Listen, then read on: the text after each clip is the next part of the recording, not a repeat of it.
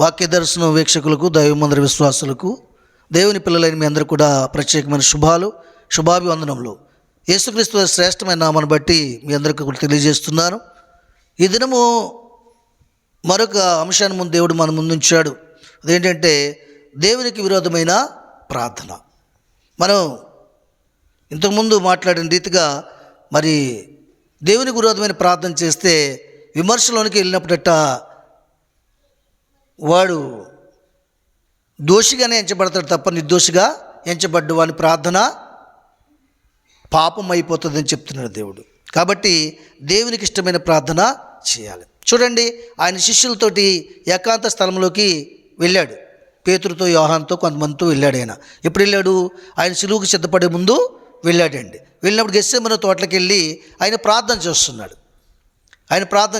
తండ్రి, నీకు ఇష్టమైతే నీ చిత్తమైతే ఈ గిన్నె నా యొద్ద నుండి తొలగించమని ప్రార్థన చేస్తున్నాడు.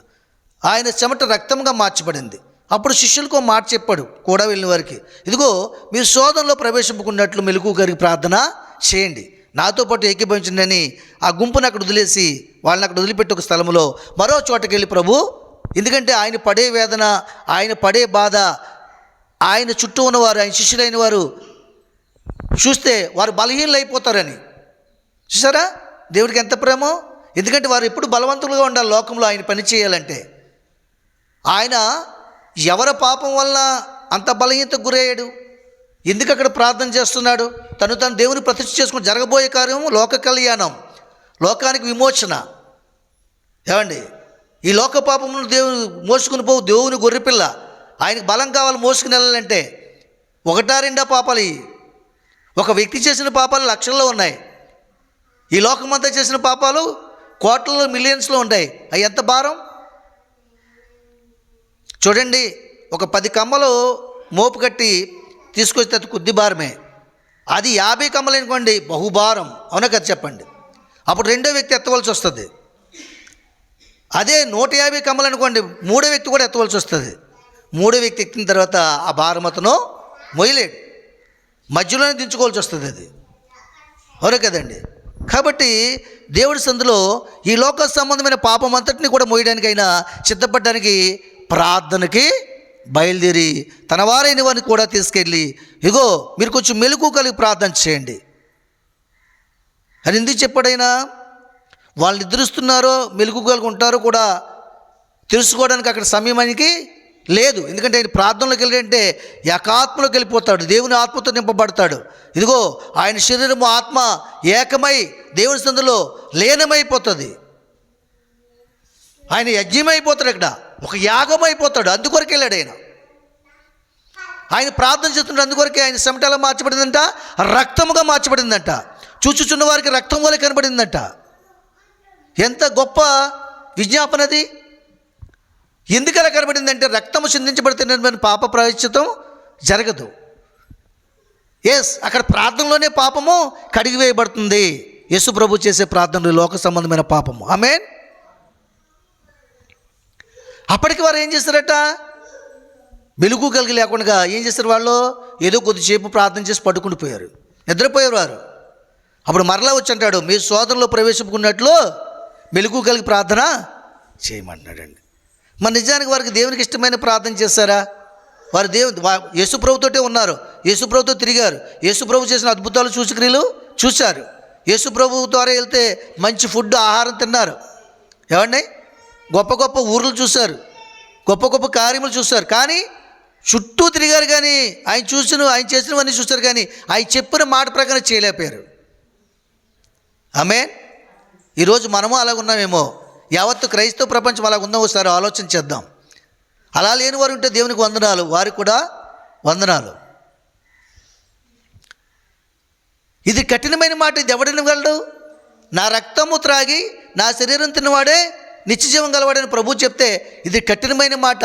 ఇది ఎవడు వినగలడని యూదులు, పరిసయ్యులు అనలేదా? అన్నారు. దేవుడు నీలో ఉన్న పాపాన్ని తొలగించడానికి నువ్వు ఇది చేయొద్దని చెప్తే అది కఠినంగా కనబడుతుంది నీకు, అది అయిష్టంగా కనబడుతుంది నీకు. సమయానికి రమ్మంటే సమయానికి రాలేని వాళ్ళకి కష్టంగా కనబడుతుంది.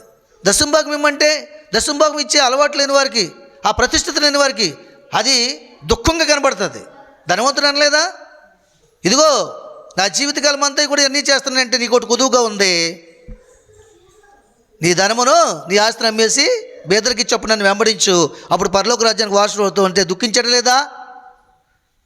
దేవునికి ఇవ్వడానికి దుఃఖపడిపోతారు, వడ్డీలు కట్టడానికి దుఃఖపడరు, ఫైనాన్స్లు కట్టడానికి దుఃఖపడరు, డాక్టర్లు పోయడానికి దుఃఖపడరు. ఇవన్నీ జరుగుతున్నాయి లేదా క్రైస్తవ జీవితంలో? అన్యులకి ఎలా జరుగుతున్నాయి, మనకు కూడా అలాగే జరుగుతున్నాయి. అయ్యే వ్యాధులు వస్తున్నాయి, మన సొమ్మంతా పట్టుకెళ్ళి డాక్టర్ల వశం అవుతుంది, వడ్డీ వ్యాపారుల వశం అవుతుంది, చీట్లు ఇచ్చేవారి వశం అవుతుంది. నిత్యముగా నువ్వు కష్టార్జితం నువ్వు అనిపించలేకపోతున్నావు, నువ్వు ధన్యుడు కాలేకపోతున్నావు.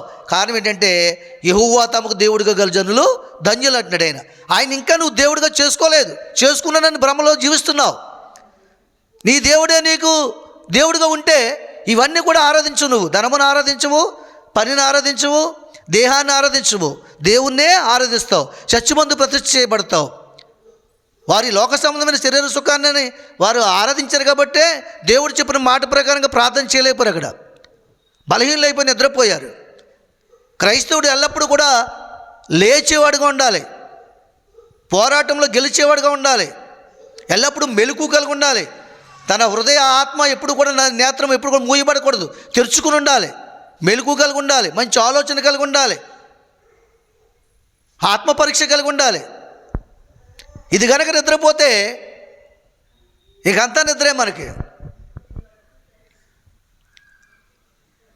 యేసు ప్రభు వారు జీవించిన దినాల్లో నిద్రపోవడం చాలా తక్కువ సమయం చూస్తాం మనం. ఆ దోన్లో తప్ప ఎక్కడా నిద్రపోయినట్టుగా చూడలేదు మనం. ఆమేన్. అది కూడా ఆయన నామాన్ని మహింపరచుకోవడానికే, తండ్రి దేవుని మహింపరచడానికే కాసేపు వాళ్ళ విశ్వాసాన్ని పరీక్షించడానికి నిద్రపోయాను. ఆమేన్. ఈరోజు వాక్యం నీ హృదయంలో నిద్రపోతుందేమో, మెలుగు కలిగి లేదేమో, ప్రశ్నించుకునే మనసు లేదేమో. ఒకసారి ఆలోచన చేద్దాం. మరలా మాట్లాడాడు దేవుడు వచ్చి. నేను ఎందుకు ప్రార్థన చేయమని తెలుసా మీకు? నేను ఎందుకు విజ్ఞాపన చేయమని తెలుసా? మీకు రాబోయే శోధన నుంచి కాపాడడానికి, మీకు రాబోయే శోధన నుంచి, నాకు రాబోయే శోధన గురించి అనలేదు ఆయన. ప్రార్థన చేయడం వల్ల ఎవరికి మేలు? మనకే మేలు. శోధన చేయిస్తాం. యేసు నామం ఎవరైతే ప్రార్థన చేస్తారో రక్షింపబడతారని వాక్యం ఉంది. రోగం చేత రక్షింపబడతారు, ఆపద చేత రక్షింపబడతారు, నిందల చేత రక్షింపబడతారు, ఈ లోక సంబంధమైన అపవాది నుంచి రక్షింపబడతారు. వారికి దీవెనయే, వారు ఎల్లప్పుడూ వారితో ఉంటుంది, ఆశీర్వాదానికి వారసులు అవుతారు. ఆమేన్. కాబట్టి దేవుని సంధానంలో వారు మెలకువ కలిగి ప్రార్థన చేయలేపారు. మెలకువ కలిగి ప్రార్థన చేయడం అంటే అర్థం ఏంటో తెలుసా? మెలకువ కలిగి ప్రార్థన చేయడం అంటే అర్థం ఏంటో తెలుసా ప్రియులారా? నీలో ఉన్న పాపాన్ని తీసివేసుకుని ప్రార్థన చేయడం, దేవునికి విరోధమైన మనసును తీసివేసుకోవడం, మెలకువ కలిగి ప్రార్థన చేయడం. నీలో ఉన్న అవిధేయతను తీసేసుకుని ప్రార్థన చేయాలి, దేవునికి ఇష్టమైన ప్రార్థన చేయాలి. అది మెలకువ జీవితం. మెలకువ కలిగిన వారికి అన్నీ కనబడతాయి, కనబడవా? నీ ఆత్మలో ఉన్న పాపం నీకు కనబడుతుంది, వాక్యం నీలో ఉంటే. కనబడవా? నీ మైండ్లో ఉన్న ఆలోచనలు నీకు కనబడతాయి, నీకు కనబడుతుంది, దేవునికి కనబడతాయి, మూడో వ్యక్తి కనబడవు. అవునగా చెప్పండి. ఆమేన్. కనుక దేవుని సందులో మనం ప్రార్థన చేయడం వల్ల మనకు మేలు. చాలామంది శోధనలో ఉన్నవాడిని ప్రార్థన చేయండి అయ్యగారు, శోధనలో ఉన్నవాడిని ప్రార్థన చేయండి అయ్యగారు అని అయ్యగారికి అప్పచెప్పేస్తారు. మరి మీరేం చేస్తారు చెప్పండి? ఎవరు విశ్వాసాన్ని బట్టి వారిని దేవుడు స్వస్థపరుస్తారని చెప్పాడు. అవునగా చెప్పండి. యాయీరు ఇంట్లో ఒక శోధన వచ్చింది, కుమార్తె చనిపోయింది, ప్రేమించిన కుమార్తె. వాళ్ళందరినీ విడిచిపెట్టి వెళ్ళిపోయి ఆయన వెళ్ళి వేడుకున్నాడా లేదా? విశ్వాసంతో వేడుకున్నాడు కాబట్టి వచ్చాడు, ముట్టాడు, స్వస్థపరిచాడు, గొప్ప అద్భుతం జరిగింది. అక్కడ చనిపోయిన కుమార్తె లేచి నిలవబడ్డది, ఆహారం పెట్టమని చెప్పాడు. ఆమేన్. నీ విశ్వాసం గొప్పతో ఉండాలి. నీ కుటుంబం కొరకు నువ్వు ప్రార్థన చేయాలి, నీ ఆత్మ కోసమని కనీసం నువ్వు ప్రార్థన చేసుకోవాలి. మనలో మనమాట ఒక 100 మంది సంఘం ఉంటే ప్రార్థన చేయగలడు దైవజనుడు, ఒక 50 మంది సంఘం ఉంటే కుటుంబాల కోసం ప్రార్థన చేయగలడు, ఓ 1,00,000 మంది సంఘం ఉంటే 1,00,000 మంది కోసం ప్రార్థన చేయగలడా? చెప్పండి. ఆ దినం సరిపోద్దా? రాత్రి పగలు సరిపోద్దా? మీ మాట కొట్టేలాగా చేస్తాను నమ్మంటాడు, చేయగలడా? చేయలేడు, అది అసాధ్యం. కనుక ఎవరి కొరకొరు ప్రార్థన చేసుకోవాలి. ఒకవేళ నీవు ప్రార్థన చేసి కనిపెట్టగా నీకు ఉత్తరం రాకపోతే అప్పుడు దైవజనుడు చెప్పాలి ఆ కార్యం కోసం. నేను ఇన్ని దినాలు ఉపవాసం ఉన్నానండి, ప్రార్థన చేస్తానండి, దేవునికి ఇష్టకరమైన ప్రార్థన చేస్తానండి, ఈ కార్యం జరగలేదు, ఈ స్వస్థత రాలేదు, ఇదిగో నా ఆత్మలో దేవుని వాక్యం మీద ఆశ కలగట్లేదు, ప్రార్థన అంటే నాకు ఇష్టం ఉండలేదు. ఇవి ఆత్మ సంబంధమైన ప్రార్థనలు. అలాగే నువ్వు చెప్పినప్పుడు, నువ్వు ప్రయత్నం చేసి అనేక దినాలు పోరాడి నీ పోరాటంలో విజయం చేకూర్చుకోలేనప్పుడు ఉపవాసం ఉండి కూడా పోరాడి అప్పుడు కూడా విజయాన్ని సంపాదించుకో, అప్పుడు దైవజనులకు చెప్పాలి. ప్రతి చిన్నదానికి చెవి నొప్పికి, ముక్కు నొప్పికి, జ్వరానికి, జగ్గుకి, దొంపకి అన్నిటికీ ప్రార్థన చేయమంటే అతను ఎక్కడ చేయగలడు? ఆయన ఏం చెప్పాడు? నేను లోకం కొరకు ప్రార్థన చేయట్లేదు, నువ్వు నాకు అప్పగించిన వారి కొరకు ప్రార్థన చేస్తున్నాను అన్నాడు. అవునా కదా? చెప్పండి. లోకం అంతటి కొరకు ప్రార్థన చేయాలంటే ఆయన కూడా చేయలేడు. రాత్రి సమయం అయిపోద్ది. భ్రమలో జీవించొద్దు. మీ విశ్వాసాన్ని మీరు కాపాడుకోండి, మీరు మొరపెట్టుకోండి. తన కుమార్తె దెయ్యం పట్టున్నప్పుడు ఆ స్త్రీ వెళ్ళి ప్రభు వెనకతలు వెళ్ళి బతిమాలుకోలేదా? 1-10 సార్లు అడగలేదా? విసుగు చెందైనా ఆమె మొర వినలేక ఉత్తరం ఇచ్చాడు, నీ విశ్వాసాన్ని బట్టి నీ కుమార్తె స్వస్థపరచబడుతుంది, ఇల్లు చూసుకోమని చెప్పాడు. జరిగిందా లేదా? విసుగక ప్రార్థన చేయాలి. దేవుడు విసుగుపోయినట్లుగా మన ప్రార్థన ఉండాలి. మన వైపు ఆయన ముఖం తిప్పినట్లుగా ఉండాలి. అన్నిసార్లు అడగాలి మనం దేవుని సన్నిధానంలో. ఆమేన్. కనుక దేవుని సన్నిధిలో ఆయనకి ఇష్టమైన ప్రార్థన చేయాలంటున్నాడు. మీరు శోధనలో ప్రవేశించుకున్నట్లు మీరు మెలుకు కలిగి ప్రార్థన చేయండి. అసలు మనమే మనల్ని రక్షించుకోకుండా, మన ఆత్మ దేవునికి అప్పగించుకోకుండా అనేకుల కొరకు ప్రార్థన చేయడం ఎందుకు? నీ సమయం వేస్ట్. నీ సమయం వేస్టే కదా. అసలు నీవే రక్షింపబడలేదు. ఇప్పటికీ కూడా నీవే వాక్యం మీద ప్రతిష్ఠ చేసుకోలేదు, నీవే వాక్యం మీద నిలుచుంటలేదు. సన్నిధిలో వింటున్నావు, బయటికి వెళ్ళి విడిచిపెడుతున్నావు. ఇంట్లో ప్రార్థన చేసుకుంటున్నావు, బయటికి వెళ్ళి ఇష్టానికి ప్రవర్తిస్తున్నావు. అసలు నిన్ను ప్రతిష్ఠించుకోవాలి ముందు. అప్పుడు ఇతరుల కొరకు ప్రార్థన చేసే స్తోమతని, శక్తిని దేవుడు అనుగ్రహిస్తాడు. ఆమేన్. మనకు స్వస్థత లేకుండా మనం దేవుని కార్యం పొందుకోకుండా దేవుడి కార్యం చేస్తాడు రండని ఎలా పిలవగలం? అందుకే మీరెవరు కూడా క్రైస్తవులైన వారు ఇతరులను అనేక మందిని దేవుని వద్దకు నడిపించలేకపోతున్నారు. వారిలో స్వస్థత లేక, వారు దేవుని ప్రతిష్ఠించుకోలేక, దేవుని శక్తి లేక ఇతరుని పిలవలేకపోతున్నారు. నువ్వు నా దేవుని సన్నిధికి రా, నీ కార్యం చేయకపోతే నన్ను అడుగు, నా పట్ల ఇంత కార్యం చేసిన సాక్ష్యం చెప్పలేని స్థితిలో ఉన్నారు. ఆమేన్. అలాగే నువ్వు ఉన్నట్లయితే అనేక మందిని దేవుని సన్నిధికి చేర్చగలవు. నీ మాట అవునంటే అవును, కాదంటే కాదంటగా ప్రభు కార్యము చేస్తాడు. ఆమేన్. ఒక విషయం చూపిస్తాను చూడండి మీకు. నేను లూకా సువార్త 23వ అధ్యాయం చూడండి. 23వ అధ్యాయము 27-28 వచనాలు చూడండి. గొప్ప జనసమూహమును ఆయన్ను గూర్చి రొమ్ము కొట్టుకుని దుఃఖించున్న చాలామంది స్త్రీలను ఆయనను వెంబడించిరి. యేసు వారి వైపు తిరిగి, యెరూషలేము కుమార్తెలారా, నా నిమిత్తం ఏడవకుడి, మీ నిమిత్తం మీ పిల్లల నిమిత్తము ఏడువుడి. ఆమేన్. యేసు ప్రభు వారు సిలువు సిద్ధపడ్డారు. సిలువు మోస్తున్నారు. ఆయన చేత సిలువు శ్రమలు ప్రారంభమయ్యాయి. ఆయన్ని కొడుతున్నారు, తిడుతున్నారు, ఆయన వస్త్రములు లాగివేస్తున్నారు, అపహాస్యం చేస్తున్నారు. అలాంటి సందర్భంలో ఆయనను గూర్చి గొప్ప జనసమూహం ఆయన గూర్చి రొమ్ము కొట్టుకుని దుఃఖించున్న చాలామంది స్త్రీలు ఆయనను వెంబడించారట. చూసారా? ఆయనను గూర్చి రొమ్ము కొట్టుకుని, గుండ్లు బాదుకుని దుఃఖించిన స్త్రీలు, చాలామంది స్త్రీలు ఆయన వెంబడించారట. ఆ స్త్రీల వైపు చూసారట. ఆయన చూసి అంటే ఏమంటమ్మా? యెరూషలేము కుమార్తెలారా, నా నిమిత్తం ఏడవకుడి, మీ నిమిత్తం మీ పిల్లల నిమిత్తం ఏడువుడి. ఏమంటాడైనా? యెరూషలేము కుమార్తెలారా, నా నిమిత్తం ఏడవద్దు, మీ నిమిత్తం మీ బిడ్డల నిమిత్తం ఏడవండి. మనం ఎవరి కోసం ఏడుతామండి గుడ్ ఫ్రైడే రోజు? చెప్పండి. మీ ప్రార్థన ఎలా పాపం అవుతుందో చెప్తాను నేను. మనం గుడ్ ఫ్రైడే రోజు ఎవరి కోసం ఏడుస్తాం? యేసు ప్రభు పొందిన శ్రమలను బట్టి ఏడుస్తాం. నీలో ఉన్న పాపాన్ని బట్టి ఏడవో. అది అబద్ధమా కాదా? దయచేసి చెప్తున్నాను, ఎప్పుడు కూడా ఫ్రైడే నాడు కానీ సన్నిధిలో మైక్లో కానీ కన్నీరు కార్చి ప్రార్థన చేయకండి. మీరు మీరు కన్నీరు కార్చి ప్రార్థన యేసుప్రభు కోసం చేయొద్దు, మీరు మీకోసం మీరు చేసుకోవాలి. మన కోసం ఆయన చేయగల సామర్థ్యం శక్తి కలిగి ఉన్నవాడు ఆయన. ఇప్పటికీ విజ్ఞాపన చేస్తున్నాడు నీ బాహ్య బ్రతుకు కోసం, నీ దుష్ట బ్రతుకు కోసం, నీ దుష్ట ఆలోచన కోసం, దుష్ట తలంపుల కోసం, నీ దుష్ట హృదయం కోసం ఇప్పటికీ విజ్ఞాపన చేస్తూనే ఉన్నాడు ఆయన. మనమెవరో ఆయన కొరకు ప్రార్థన చేయడానికి? ఆయన చనిపోతే మన రక్షణ ఉందా చెప్పండి? ఆయన సులువు మనం పొందకపోతే, ఆ శ్రమలు అనుభవిపోతే మనకు రక్షణ ఉందా? అరే నువ్వు రక్షింపడుతున్నప్పుడు నీకు మధ్యవర్తిగా వచ్చి నీ కష్టాన్ని తీసేసి విడిపిస్తున్నావు, నీకు సంతోషం రావాలా దుఃఖం రావాలా? ఏమ్మా నీవు అప్పుల సమస్యలు కూరిపోయావు, అందరూ వచ్చి తిడుతున్నారు, అన్నం తినలేని పరిస్థితి, నిద్ర పట్టలేని పరిస్థితి. అలాంటి సమయంలో ఆయన వచ్చి నీ అప్పు తీర్చాడనుకో, ఆయన కోసం ఏడుస్తావు సంతోషిస్తావు నువ్వు? చెప్పాలి మీరు.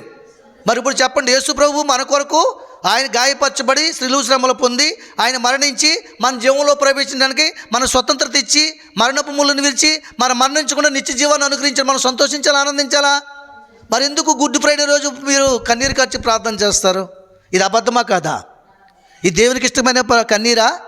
కాదు, నీకు ఇష్టమైన కన్నీరు.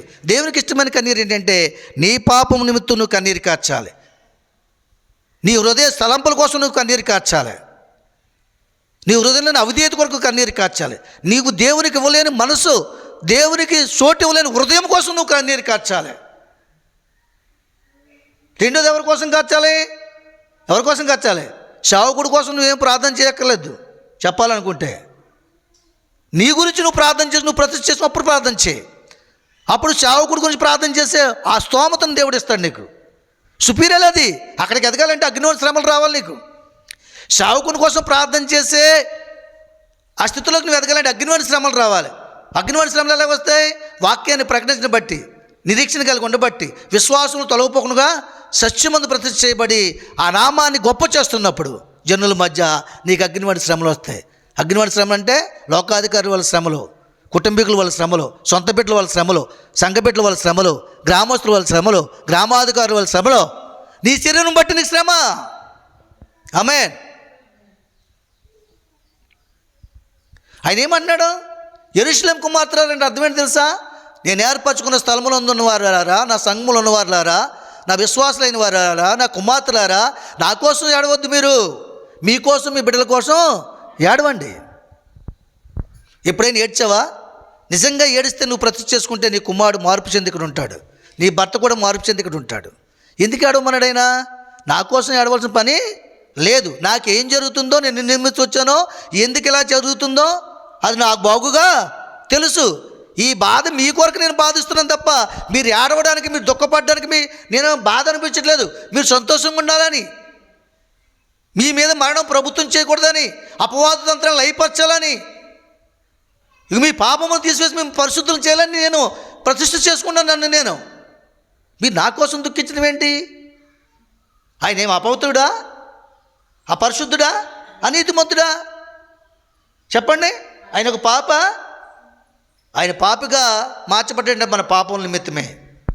అప్పుడు మన సంతోషమే కదా. కాబట్టి ఎవరు కూడా యేసు ప్రభు కోసం, ఆయన శిలువ శ్రమల కోసం ఏడవద్దు. నీ కోసం ఏడు, నీ బిడ్డల కోసం ఏడు. నీ బిడ్డల జీవితం పాడైపోయింది, వాడు త్రాగుపోతే తిరుగుతున్నాడు, నీ కుమార్తె నీ మాట ఇంటలేదు, కాలేజీకి వెళ్ళి రకరకాలుగా ప్రవర్తిస్తుంది, నీ ధనాన్ని ఖర్చు చేస్తుంది, నిన్ను మాయ చేస్తుంది, నిన్ను మోసగించి వేరే కొంత స్నేహం చేస్తుంది, దుష్టునితో ఉంది, దుష్టుని సహవాసం ఉంది. వాళ్ళ కొరకు కన్నీరు గారు ప్రార్థన చేయి, వాళ్ళు విడిపించబడాలని. ఆయన ఏమన్నాడు? యెరూషలేము కుమార్తెలారా, నా కొరకు ఏడవద్దు, మీరు రొమ్ము కొట్టుకోండి, మీ బిడ్డల కోసం రొమ్ము కొట్టుకోండి, గుండెలు బాదుకోండి. వాళ్ళ పాపస్థితి కోసం మీరు పాటుపడండి అన్నాడు. ఏలీ ఉన్నారండి, ఆయన భక్తిని కించపరచడానికి నేను మాటలు చెప్పట్లేదు, ఆయన పరిచర్య చేశాడు తప్ప ఆ బిడ్డల కొరకు ప్రార్థన చేసినట్టుగా నేను ఎక్కడ చూడలా గ్రంథంలో. రెండోది ఏంటంటే వాళ్ళు కనిపెట్టలేదు, వాళ్ళు ఏ స్థితిలో ఉన్నారో కనిపెట్టలేదు. ఒకసారి వెళ్ళి కనిపెట్టి చెప్పాడు, కానీ వారు లోబడలేదు. అప్పుడు దేవుని తీర్పు వారి మీద రగులుకుంది. ఆమేన్. చాలామంది అంటారు, మరి మేము దేవుడిని నమ్ముకున్న మా బిడ్డలకి శోధనలు ఉన్నాయి, మా భర్తకి శోధన, ఇది రోగం ఉంది, ఈ బలహీనత ఉంది, మాకు ఈ పరిస్థితులు ఉన్నాయి. ఎందుకుండవు? నువ్వు కనిపెట్టాలి, వాళ్ళ ప్రవర్తన కనిపెట్టి వాళ్ళ ప్రవర్తన కోసం ప్రార్థన చేయాలి. నువ్వు కనిపెట్టుకోవాలి ముందు వాళ్ళ కోసం ప్రార్థన చేయాలంటే. అవునా కదా చెప్పండి. వారి అవిధేయతల వారికి అడ్డుబండ్లుగా ఉంటాయి, వారి అవిధేయతల వారికి ఉరిబిగిస్తుంది, అపవాది వాళ్ళతో ఉంటాడు.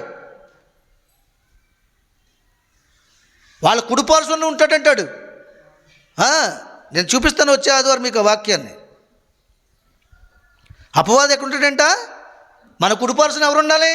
దేవుడు ఉండే వాళ్ళ స్థలంలో దెయ్యం ఉంటుంది, లోకం ఉంటుంది, అబద్ధికుడు ఉంటున్నాడు.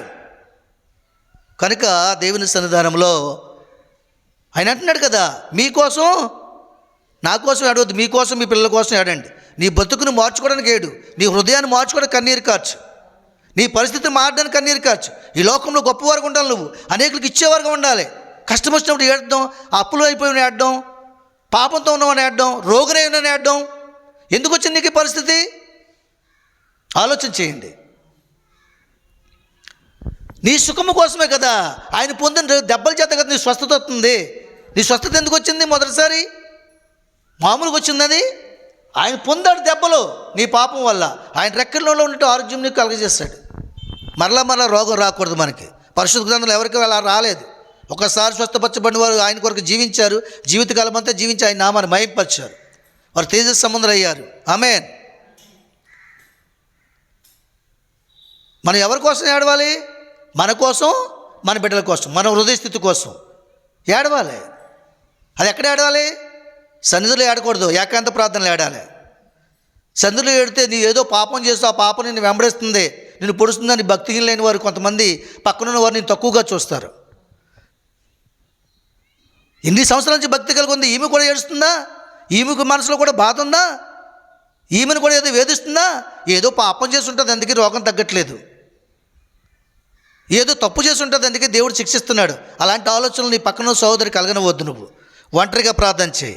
ఏకాంత ప్రార్థన చేశాడు ప్రభు సిద్ధపడడానికి, బలం పొందడానికి ఏకాంత ప్రార్థన చేశాడు, మనందరినీ విడిపించడానికి ఏకాంత ప్రార్థన చేశాడు, శ్రమట రక్తంగా మారినట్టుగా ప్రార్థన చేశాడు. ఆయన ఒంటరిగా ఉన్నప్పుడు ఏడు, ఎంతసేపు ఏడుతూ వేడు. నీ బిడ్డల కొరకు, నీ బిడ్డలు వినాలా ప్రార్థన. పక్కన నీ కొడుకు కోసం నువ్వు ఎంత కన్నీరు కారుస్తున్నావో, ఎంత గుండెలు బాదుకుని ఏడుస్తున్నావో, వాడి కనికరం పుట్టాలి. అప్పుడు వాడు మార్పు చెందుతాడు. నా తల్లి నా కోసం ఇంతగా వేదన చెందుతుందా, నా భార్య నా కోసం ఇంతగా కన్నీరు కరుస్తుందా, తన హృదయ బాధను కలగజేస్తున్నానా, తన మనసుని ఆవేదన గురి చేస్తున్నానా, ఈ పని నాకు తగదు, ఈ వ్యసనం నాకు తగదు, ఈ వ్యభిచారం నాకు తగదు, ఈ దొంగతనం నాకు తగదు, ఈ దుష్ట అలవాట్లు నాకు తగవని నీ కుమారుడు నిర్ణయంలోకి వస్తాడు. చప్పలు కూడా దేవుని మహింపరచు. అంతేగాని ప్రభు కొరకు ఏడుస్తారండి. సిలువలో మరణించావా ప్రభువా, నీ చేతుల్లో మేకులు కొట్టారా ప్రభువా, ఆయన చేతుల్లో మేకులు కొట్టకపోతే నీ చేతిలో పాపమాలగా ఉంటుంది. నువ్వు చేతి ప్రార్థన చేస్తే ప్రభు సన్నిధి చేరదు. నీ హృదయంలో బల్యం పోటు పొడుస్తారా తండ్రి ప్రభు గుండెల్లోను, ఆయన హృదయంలో బల్యం పోటు పడకపోతే నీ హృదయం బాగుపడతావు. నీ హృదయంలో దేవుని స్థానం లేదు అండి. నీ తలకు ముళ్ళకెరింక పెట్టారా ప్రభువా, ఆయన తలకు ముళ్ళకెరింక పెట్టబట్టి నీ తలంపుల ఆలోచనలు మార్చబడవు, నువ్వు మార్పే చెందవు. అసలు నీ మీద ఉమ్ము వేశారా ప్రభు అంటే, ఆయన మీద ఉమ్ము వేయించకపోతే సహించే మనసు నీకు రాదు, దీనత్వం రాదు నీకు. ఆమేన్. నీ కాళ్ళకు మ్రేకులు కొట్టారా ప్రభు అని ఏడుస్తావు.